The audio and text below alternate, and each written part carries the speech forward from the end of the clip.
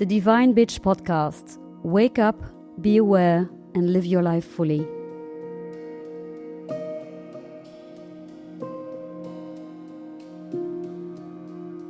Welcome to a new episode of the Divine Bitch Podcast. Join us when we journey into awareness, explore what it truly means to wake up, expand your consciousness, and live your life with presence. Love and conflict are the mirrors of the same depth. Relationship as mirror. Interesting. Here we are again, Anja. Hi, Thomas. One of the things that I've noted for this episode is the difference between co-regulation and projection. Mm-hmm. And because we're going to cover relationship and especially as a mirror, what they can tell us. Okay. What for you is co-regulation to start with? Co-regulation is an interesting process. It means that our nervous systems connect and that we feel each other, but that we actually intentionally do things to put the other person at ease. So if one person is suffering, we will make ourselves as calm as possible to support the other, and vice versa. That's co-regulation. And the most beautiful example of co-regulation, you often see that with mothers and their baby. You know, I was on holiday once, and there were two mothers with their own baby. And one baby was crying constantly, and the other was very relaxed, and I could hear him making sounds all day long. And the one baby that was making these sounds was connected close to the mother. It was always carried, whereas the other baby was in a stroller. Co-regulation means that you feel what the other is feeling, and you help everything you can to make them comfortable. That's basically it. And it's beautiful to see a love couple co-regulate because they get stronger. A couple that co-regulates, it's where 1 and 1 equals 5, you know. You see two people that become stronger individuals because they are together. Mm-hmm. And the opposite, or it's not, I don't think it's an opposite, but projection. Projection is a mechanism, a protective mechanism that we use to distance ourselves from our own feelings by transferring them to others. For instance, if instead of acknowledging that I would be jealous, I would say, that woman is jealous of me. You know, that's a typical example of projection. It happens in all human relationships when we don't take responsibility for what's happening on the inside. And couples where there's a lot of projection often are not as strong individuals. What we often see in relationships where that happens a lot is that the individual becomes lot more vulnerable, because they feel less empowered and the energy goes down. Mm-hmm. Yeah, projection helps for sure, but if you do it all the time, it means you're not taking any responsibility. Mm-hmm. Yeah. For me, I make that visual instead of when you point towards someone, you point with one finger, but there are at least 3 fingers pointing back at you. Exactly. And the difference in between becoming aware of you projecting what actually you are very aware of what you're experiencing, but you're not taking responsibility as if it's not yours. Exactly. And you contribute it to the others sometimes, So sometimes we're not aware of it. But it's often things that come back in cycles that you create patterns about. So then when somebody else tells you, it feels like this doesn't belong to me, then at least you should have the time to look at, is the finger pointing in the right direction? Maybe I have to point the finger at myself. Yeah. And from there on, how can you, for yourself, distinguish between projection or, as the word we used in the previous podcast, ignorance? Ignorance, yeah. Because you can ignore or try to ignore what you're experiencing, or projected. You can be projected also. Yeah. Okay.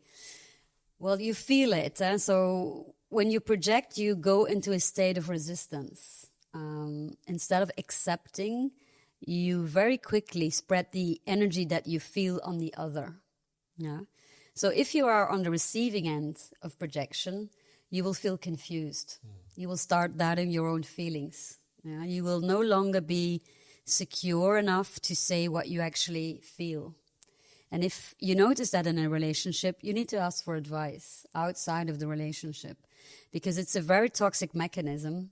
And because it spreads so much confusion, you sometimes need a third person to tell you, hey, hang on, I know you. Huh? This is not who you are. So maybe, there's some projection happening on the other side of the relationship. Mm-hmm. Yeah. And how could you take your responsibility if you notice for yourself that there's something being projected on you? Hang on. If something is being projected on me, what I do then? I probably say that this is a projection. So what happens is, or at least open the conversation, I would say something like, this feels like this doesn't belong to me. Are you sure that this is something that you not have to look at yourself? But why is it so not visible in a relationship? Because I have a lot of people that tell me, I think I'm doing a lot of things wrong. My partner is not happy with me, and I am here and I come to therapy because I need to learn, because I'm not making my other half happy. Usually that's people who have taken in a lot of projections from others, and they forget who they are. Because when somebody you love gives you that feedback, and when you're not aware that it is a projection, you will take it for granted. You will see it as a truth, and then you completely lose yourself. Yeah. Now, there is a difference between projection and gaslighting. Projection, let's be honest, we all do it now and then. We are not completely 100% conscious of what we feel, what we do, so it happens regularly. But in a healthy relationship, the other person will tell you, and you will accept it, and you will apologize. You will say, okay, what you say now resonates with me, and you're right. I did not take responsibility for my own anger, for instance. And that's healthy, that's normal. That's a growth relationship where you're not always conscious, but you are taking responsibility for everything that comes up. A toxic relationship is one where at least one of the two in the relationship do not take responsibility. They will use it as a tactic to destroy the other. They will use it as a way to move away from everything that is difficult, because being responsible is sometimes difficult, and to just keep on throwing that blame, that anger, that all those kinds of emotions on the other person. And gaslighting works because you take away the energy of the other person. You weaken them. It's as simple as that. And it can go far. I have some clients walking into the practice who tell me, I would like to put my phone in another room. Or clients who look constantly behind them. So they'll be sitting here and they will be looking like that, as if there is a person standing there. That's strong gaslighting. That's where projection happens over time, because you no longer feel safe. You no longer feel safe to being who you are. You no longer feel safe to express yourself. You start doubting yourself continuously. And you think something is seriously wrong with you in the end. It happens a lot when partners are betraying the other one. When a partner is in another relationship with another woman, or vice versa, a woman is in another relationship with a man. That's when you see a lot of projection. Yeah. When then you are confronted with the question, why is your phone hidden in the bathroom? Oh, you're trying to blame me for things I didn't do. That's pure projection, because you know that there is something wrong. That is true. And you try to get, not taking responsibility. Exactly. And unfortunately, that happens a lot as well. Yeah. Every relationship reflects a hidden part of us. As the topic of this podcast episode is relationships as mirrors. And actually, we've been covering a lot of that already. The reason why you project, or people project on you, tells us a lot. Sure, it tells us what we are willing to believe. Whereas if we are fully conscious, we accept who we are and what we know. So even the most disbalanced relationships are automatically in balance. Meaning, if you have a pattern of abusive relationships, you could say, I chose the wrong partners. But you could also question yourself and say, okay, why is this happening over and over again? What am I doing to attract people who abuse me? And if you're honest, you often realize that you do not respect your own limits. And unconsciously, you are giving the idea to the outside world that it's okay to cross your limits. So what you can do in that situation is, instead of giving your power away to the partner and saying he was bad, he was wrong, of course he should not have abused you, or she should not have abused you. Yeah, but you don't learn a lot from that. If you want to learn something from that relationship, really question what you did wrong to get there. And I was one of these people who had a lot of abuse in the relationship. And at some point, I had to acknowledge that I preferred to hurt myself out of love for the other. Mm-hmm. I was willing to accept a knock on the head now and then, you know, because I said, okay, this is probably this is normal, because, you know, I was asking them to clean up the bathroom and that must have caused a lot of stress. So, yeah, you know, he hit me, you know. Mm-hmm. I'm definitely not willing to do that anymore today. Mm-hmm. You know, so I worked a lot on that. And to anyone listening now, I would say, if you have a pattern of things happening to you over and over and over again in a relationship, you need to question yourself. You need to understand what you are doing on a personal level to attract that kind of relationship. Mm. Because it's your own creation. It is your creation. And, sure. And not acknowledging it, you are giving away your power. Exactly. You're giving away your power and you're not really learning. So you know for sure that your next relationship will be exactly the same until you learn. Nothing really goes away until you learn the lesson that you need to learn. Mm-hmm. Because it's your own beautiful soul that is hurt that tells you where the hurt is. Mm-hmm. Mm-hmm. And if you don't accept that, then you will be a victim.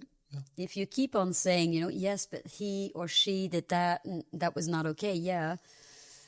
Of course it wasn't okay, but you stay in a victim role, so it means you will attract even more people that will not necessarily be nice to you. Mm-hmm. Huh?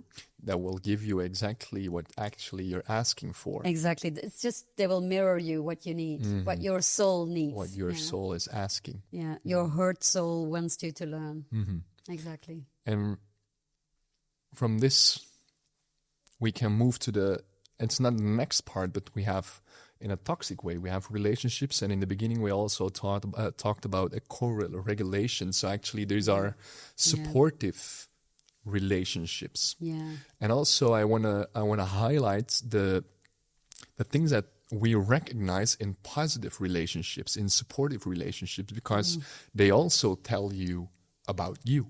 Yeah, exactly. Yes, if you are good at taking care of yourself, you will probably attract a person who takes care of you, for sure. It all starts with wanting to be taken care of. And if you don't know how to take care of yourself, how would you recognize that skill in another person? It's impossible to do that.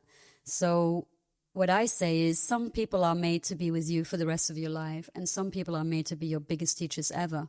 Mm.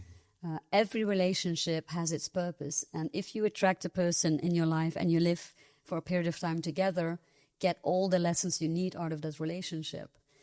In the end, if you do that, it will lead to self-love, and it will lead to genuine connected love with another person as well. Yeah. And my own experience is that when you take up responsibility about yourself, about the things that you attract and the things that you create, that not only your inner world changes because you become different, you let go of the things that are not serving you anymore, or old held patterns and beliefs, but also your reality changes. And it's not only, a lot of people think, okay, I have to work on myself to live, I don't know, in Spain at the beach or on an island, and life will be beautiful then. But my own experience is that in the life that I live now, that people change because you change. Yeah, They mirror you, but there's another reflection. There's a different reflection because you change. That's the whole innerness. That's where the name comes about. If, I tried to fight the world at some point, really, because I wanted to change so many things, but I was fighting the world. So obviously the fight would explode into my own face. It's when I realized that war was happening on the inside, and I took care of that war on the inside, that I, radiated a different kind of energy, that I no longer am rejected, that I meet people who not only take care of themselves, but also take care of me. So, yeah, what is happening on the inside needs to be taken care of first, and you will be able to change what happens on the outside. So the relationship, obviously, is what is closest to you. Yeah. If you're with a partner, that's very close. You're living together, a lot closer than friendships or whatever, or colleagues even. But if you're constantly fighting with your partner, that says something about you. There's a lot of things inside of you that need to be healed still. Yeah. And not only with a partner, but also with friends and family. So many people you see less often than your partner. But my own experience is that, and I did it myself, that is avoiding other people, avoiding people that you love, people that you appreciate, that you see very often, but because you feel resistance. Yeah. But even that can change. I mean, you don't necessarily have to like all your family members, for instance. But are you fighting with them, or are you accepting who they are?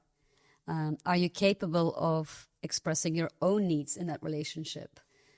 It's more about that. It's not so much about, avoiding people or actively fighting with them, but how can you be yourself when interacting with them? That's an interesting one. Yeah, I especially wanted to point out that the avoiding is not taking responsibility.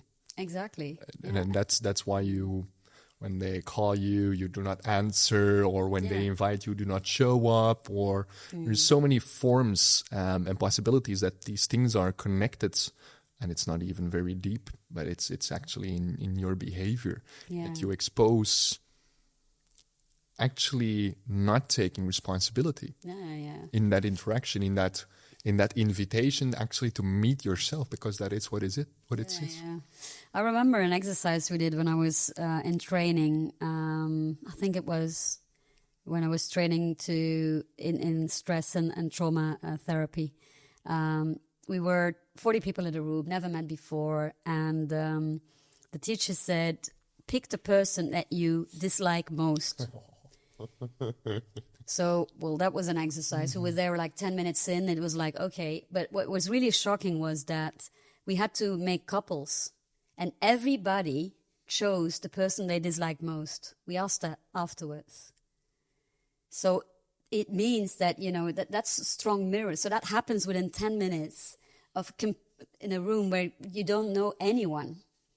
So it means there's a lot of signals coming in. And then we had to sit together, and what turned out was that we were very similar. Those couples were almost similar, dealing with the same issues, same things. So that's a typical example of a mirroring exercise. What you dislike in yourself is what you will dislike in the other.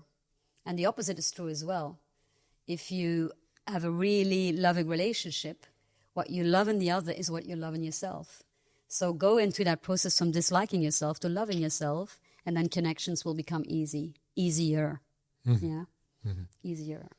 What triggers us in others lives within us.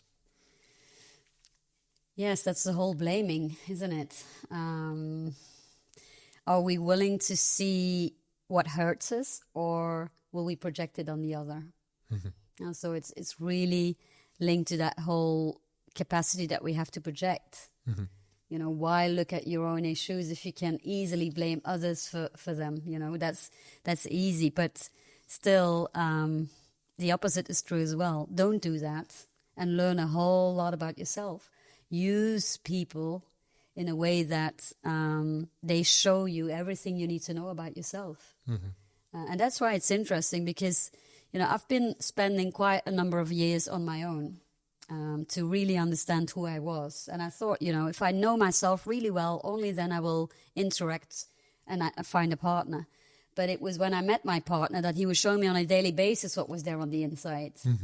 Yeah, so I learned so much more from the relationship than from those times that I was on my own. Because obviously I was mirrored constantly and I had to take responsibility constantly. Whereas when I was on my own, I could easily not do anything for 2 months, as a matter of speech. There was no mirror There was walking no that mirror. close. Exactly. So that was easy, you know. I was growing at my own pace. But yeah. What would you suggest to people that are listening that have a difficult relationship with a parent, a friend, a partner? Yeah. How do you start with taking up that responsibility? Because my experience is that, again, if you try to take that responsibility, but you're not able to carry yourself at that time, you just start to project and you create more distance. And you and probably the other person too will not feel good about those interactions. No, and it's difficult sometimes because a lot of emotions are at stake there. Yeah. So a lot of people tell me, I know that I should not be projecting, but I'm so emotional when it happens that I cannot stop myself. What I usually recommend is try doing meta-communication. Meta-communication means that you take turns in expressing yourself and you make sure that the other person cannot react to that expression. So that's one basic rule. Whatever one person says, the other one does not react, not during the expression, not afterwards. And the only thing that the person who is not speaking has to do is to close their eyes and observe what it does to them as an individual of what the other person is saying or doing. Because then you get a really good insight of the things that are being mirrored. For instance, if a person says, you know, I feel unhappy this week because it was tough, we had a lot of discussions, and the person that is listening feels personally responsible, they will want to defend themselves. But if that person is no longer to express that defense, because the rule is, you know, you don't react, then they have to take responsibility for what's happening on the inside. And it could be that the other person is scared that he or she doesn't make the other one happy. And deal with that. If you're scared because you lost somebody important in your life, deal with that at that moment. You can no longer project if the rule is we don't react to what the other person is saying. And it works in relationships between couples, but also in the workspace, because I work in a lot of organizations. If I see, you know, two people who interact in a very destructive way, I always tell them you have one-to-one meetings where you agree on 5-minute speech each without the other one talking, and observe while your eyes are closed what it does to you when the other one is talking. And very quickly these discussions will be dissolved, because communicating is much about listening, and meta-communication is about listening and about observing again what happens on the inside. So it's a way of growing your consciousness really fast. Yeah. And communication is so much more than only verbal communication. Exactly. And like you said, when somebody else is expressing their words, you can hear, but there's especially energy that moves. Yeah, like we've been talking in the episode of emotions, energy in motion. Yeah, sure. When somebody is allowed and on mutual agreement to express freely, without interruption, without projection, without response, without defense, without anything, it probably feels so much safer already. That's the safety. That's it.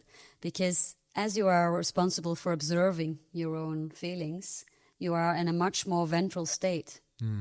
Because you're not anticipating to respond to the other. You are anticipating to really know what's happening on the inside.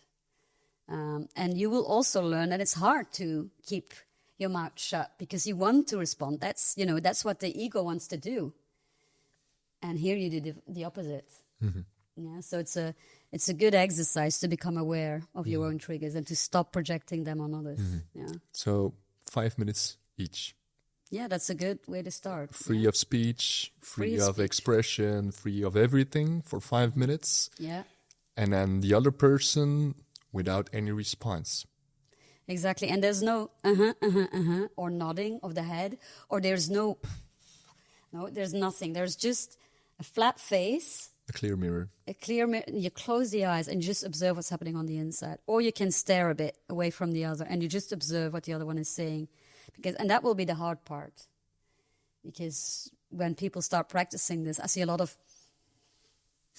signs with the eyes. And, you have to watch the movie if you want to be part of this, yeah. And then I just say, just breathe, let the eye movements go. The rule was no reaction. There is no response to what the other one is saying. The response is really to yourself. And then you see a lot of things happening. Then that's where you melt again. That's where you connect with your soul again. I have one more statement that really conforms with what we were saying now, is the quality of your connection reveals the quality of the connection with yourself.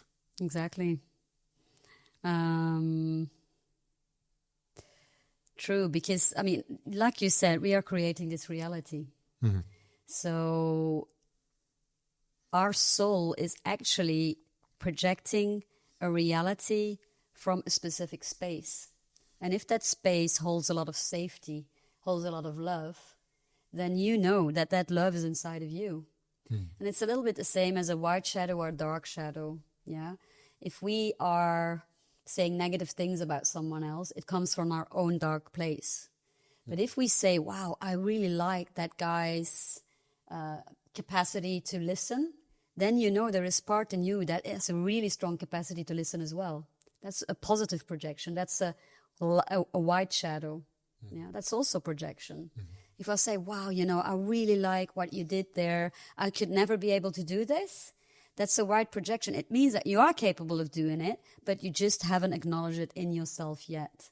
So there again, that's mirroring.